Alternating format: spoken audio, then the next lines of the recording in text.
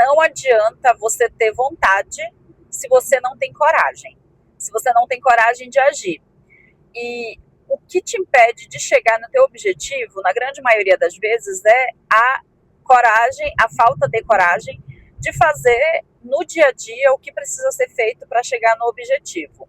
E quando a gente fala de coragem, a gente costuma associar o medo, né? Associar que coragem é o contrário de medo. E na verdade não é. O medo, ele é um mecanismo de defesa.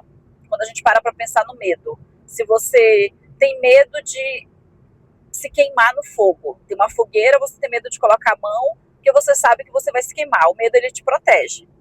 O medo, ele te impede de se machucar, e isso é bom. Então, o contrário de medo não é coragem. O contrário de medo é destemido.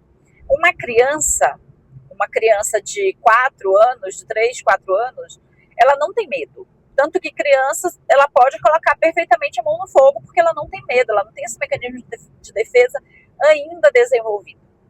Então, não é que a criança seja corajosa, a criança, ela é simplesmente destemida. Ela não desenvolveu esse mecanismo de defesa chamado medo.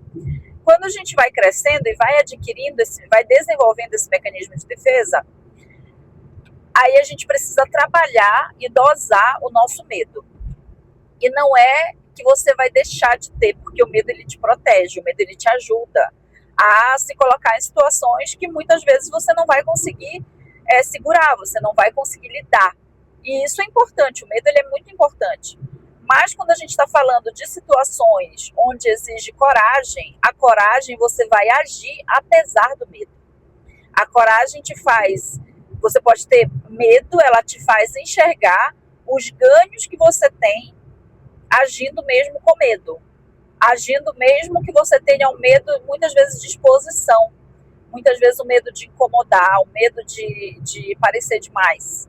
Você vai agir com coragem, a coragem, ela vai te levar a agir apesar do medo.